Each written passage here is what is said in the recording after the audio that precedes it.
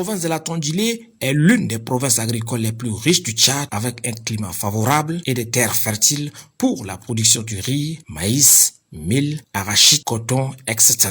Elle incarne ainsi le rôle de l'une des provinces crédites du pays en production agricole. Mais cette richesse est aujourd'hui menacée par les ennemis des cultures, entre autres les mauvaises herbes, les maladies et les insectes ravageurs qui font des dégâts considérables pouvant engendrer dans certains cas des faibles ou carrément des pertes en production. Pour faire face aux ennemis des cultures, les producteurs font recours à la lutte chimique par l'utilisation des pesticides de provenance douteuse qui inondent les marchés en cette période. Aujourd'hui, je suis revenu encore pour pulvériser avec le produit qui s'appelle Légume Force. Légume Force, ça tue des petits animaux rampants et qui sont sur le champ. Donc ça donne de bonnes graines. Dans une production agricole, il est très important de pulvériser ton champ car ça te permet d'avoir un bon rendement à la fin de ce que tu vas faire ou bien tu vas trouver dans ton champ. Avant tout, tu dois commencer d'abord par, si tu viens, tu trouves les herbes, tu viens avec herbicide communément appelé Roundup. Tu apportes dans ton champ, tu pulvérises tes herbes tranquillement.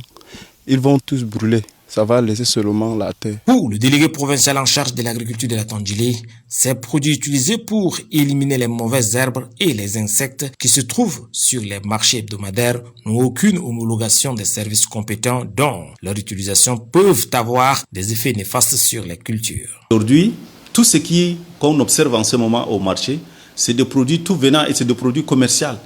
Donc ces produits-là ne sont pas vraiment nécessairement homologués.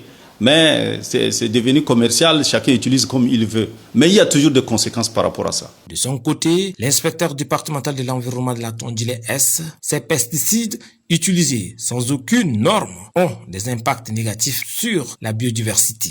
Lorsque nos producteurs les utilisent, ils peuvent, déjà à travers les produits chimiques qui ne sont pas contrôlés, ça peut contaminer la nappe phréatique, les eaux qui sont dans les nappes, et que nous allons par suite puiser à travers les puits ou bien les fourrages pour boire.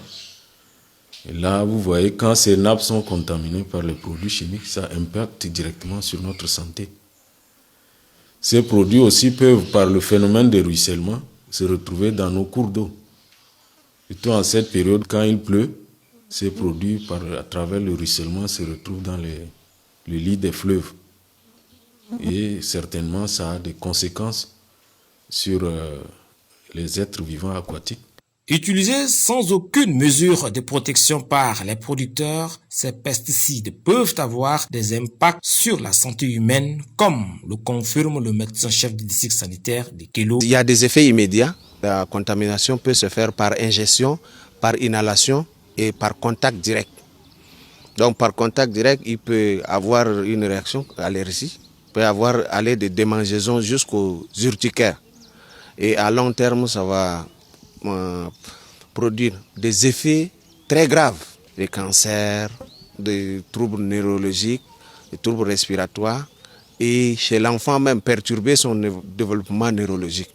Il est crucial de prendre conscience sur l'utilisation des pesticides, bien qu'ils permettent de protéger les cultures et améliorer le rendement. Leur usage excessif et mal maîtrisé présente le réel danger pour l'environnement, la santé et notre écosystème. Les producteurs doivent être encouragés et sensibilisés en privilégiant des méthodes alternatives de ces produits chimiques.